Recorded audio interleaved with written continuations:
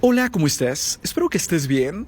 Bastante bien. Como muchos sabrán, me gustan las teorías conspirativas, las cuales nos dicen que hay secretos que no conocemos porque fueron bien escondidos, pero que están ahí para ser encontrados. Esas teorías conspirativas nos hablan de grupos muy poderosos que dominan a la humanidad, gobiernos que nos vigilan, razas extraterrestres que nos visitan, o viajeros en el tiempo. En mi caso particular, la mayoría de ellas las tomo simplemente como historias de ciencia ficción, mentiras inventadas por mentes bastante brillantes, y al conocerlas solo me provocan diversión, tal cual estuviera viendo una película. Pero entre todas esas teorías, existen algunas que la verdad sí me hacen dudar, ya que suenan bastante reales y están sustentadas por especialistas, investigadores y estudiosos en la materia, no simplemente por charlatanes. Una de esas teorías es la que hoy les presentaré a continuación, la cual habla de religión, misterio y significados ocultos detrás de una de las obras de arte más importantes en la historia de la humanidad.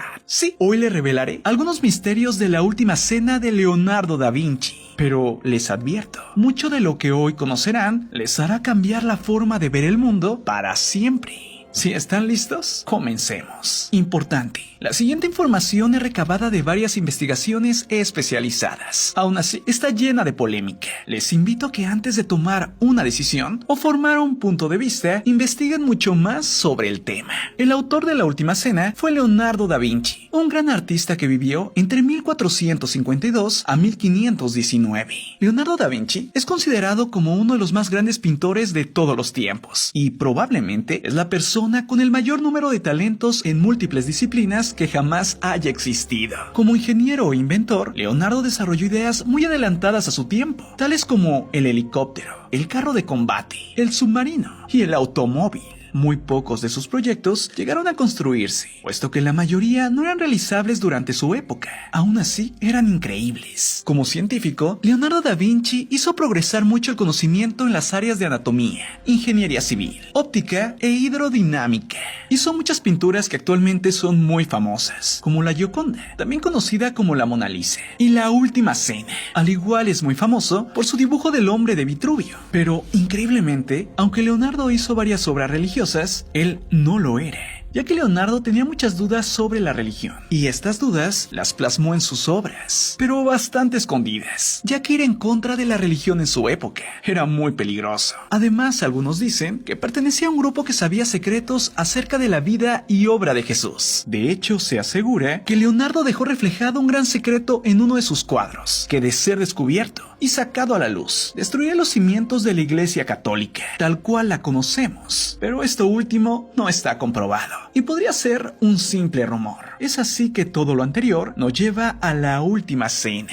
La Última Cena es una pintura mural creada entre 1495 y 1497. Se encuentra actualmente en la pared sobre la que se pintó originalmente, en el convento de Santa María de la Gracia, en Milán, Italia. La obra mide 4.6 metros de alto por 8.8 metros de ancho. Sí, es bastante grande. La pintura representa la última ocasión en la que Jesús de Nazaret se reunió con sus discípulos, conocidos como los 12 apóstoles, para compartir así el pan y el vino antes de su muerte. En esa última cena, él se despide de ellos y les dice que él va a ser traicionado. Ahora bien, ¿cuáles son los misterios que tiene la obra? Empezamos con algo muy sencillo: el nudo. En el lado derecho de la mesa hay un nudo, que para algunos es un símbolo que significaría que hay una mujer sentada en la mesa. Se dice que la mujer es María Magdalena, y sin embargo, otros dicen que el nudo significa simplemente la firma de Leonardo da Vinci. En esa época, los autores no firmaban sus obras, pero sí ponían ciertos detalles para dejar en claro de quién era la obra. Así que el nudo podría ser simplemente el sello del autor. Y es que la palabra nudo significa en italiano vinciolo, que es una palabra parecida a Vinci, que es el pueblecito donde nació Leonardo.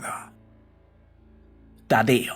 Este apóstol es representado con facciones similares a las del propio Leonardo, lo que muchos creen que realmente con Tadeo, Leonardo se representaba a sí mismo en la obra. Además, se dice que no es casualidad que se encuentre de espaldas a Jesús. De hecho, esta posición fue pintada supuestamente por la desconfianza que tenía Leonardo da Vinci a la creencia del cristianismo. Y es que Leonardo era un gran admirador de la ciencia, y se cuenta que en ese retrato dejaba en claro su rechazo a las doctrinas de la Iglesia Católica. Simón. Para muchos, la cara de este apóstol es una copia de la cara de Platón, un filósofo griego que vivió 400 años antes de Cristo, el cual fue alumno de Sócrates y maestro de Aristóteles. Este era un personaje mal visto por sus ideas por la Iglesia Católica. Es así que al pintarlo, Leonardo decía que estaba a favor del conocimiento y no de la religión. Tomás. Muchos historiadores creen que el apóstol Tomás era realmente el hermano gemelo de Jesús. Incluso se dice que Leonardo también lo creía, y por eso lo dejó plasmado en el cuadro, ya que los dos se parecen bastante en la pintura. Lo que pocos saben es que Tomás significa gemelo en arameo. Por supuesto, si realmente Tomás fuera el gemelo de Jesús, se podría dudar de la resurrección de Jesús, ya que tras la muerte de Jesús en la cruz, muchos creían que seguía vivo al ver a Tomás, ya que no sabían que él era su gemelo. María Magdalena. En el libro de ficción El Código da Vinci, se dice que María Magdalena era la esposa de Jesús, algo que es negado por una sociedad machista, y que era mucho más machista hace 2000 años. Además, la Iglesia siempre ha diferenciado el amor de los padres hacia su hijo, mientras que el amor de una madre es incondicional, es decir, haga lo que haga, la madre siempre va a amar a su hijo. El de un padre, en cambio, responde a resultados. Sí, el padre solo ama a su hijo si éste se porta bien. Para la Iglesia Católica, el amor paterno era el motivo perfecto para controlar a los creyentes. Y es que era más fácil dominarlos si se portaban bien a que si sabían que eran amados siempre. Supuestamente Leonardo sabía todo esto, y por eso representó a María Magdalena lo más próxima a Jesús. Por esta razón, supuestamente, quien está representado ahí no es Juan, sino María. Además, entre la figura de ella y de Jesús, se crearía una V, la cual en muchas culturas representa a la mujer. Una señal más de que había una mujer en la mesa. Otras teorías menos conspiranoicas dicen que no es nada raro que Leonardo haya pintado a Juan con rasgos femeninos, ya que en aquella época había sido normal pintar a Juan, el más joven de todos, usando a modelos femeninos, para dar una apariencia de juventud y de pureza. Judas.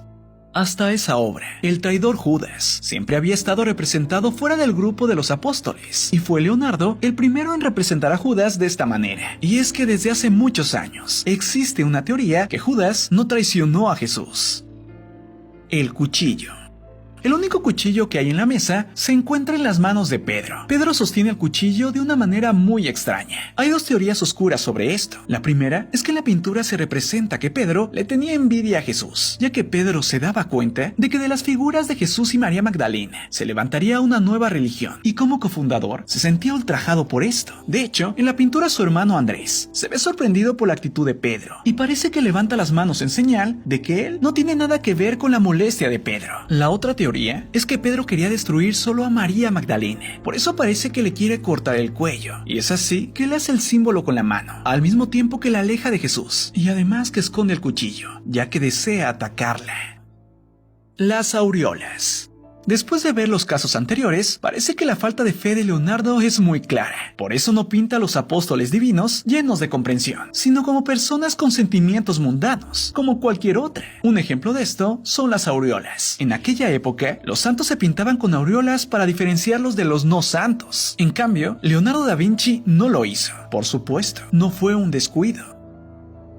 El cáliz. Según la tradición cristiana, en la última cena se arranca la ceremonia de la Eucaristía, y es muy significativo y muy extraño que el cáliz no aparezca en la mesa, ya que en otras pinturas que representan ese momento de la vida de Jesús, el cáliz se ve como una copa. Por eso, según varias teorías, la copa no aparece en la pintura de Leonardo, porque el cáliz sería María Magdalena. Y es que según la creencia, el cáliz porta la sangre de Cristo, y eso podría referirse al útero y al hijo que se dice tuvieron Jesús y María Magdalena, que tras la muerte de Jesús viajó para esconderse en Francia, junto con la hija de ambos, cuyo nombre se cuenta era Sara. El bebé.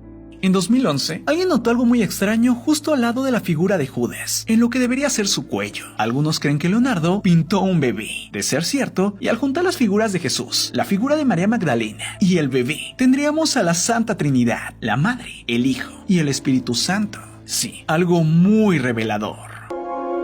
Bueno, familia, como lo dije en un principio, estas son solo teorías conspirativas, ya que Leonardo murió hace 500 años y nadie puede asegurar qué quiso representar en su pintura. Además, él a su vez vivió 1500 años después de Jesús y tal vez, aunque pudo haber representado el hecho a su manera, no podría estar seguro de lo que realmente pasó. ¿O sí? Lo que es una realidad es que la vida de Leonardo y sus obras siguen siendo un misterio hasta el día de hoy. Es así que su decisión, creer o no creer. Yo le soy honesto. Seguiré intentando abrir mi mente y tomaré todo esto como historias muy dudosas y teorías conspirativas, aunque siempre he pensado, la realidad siempre supera a la ficción. Yo soy Marco Antonio C. y esto es Tu Cosmópolis. Nos vemos pronto, un abrazo fuerte, bye.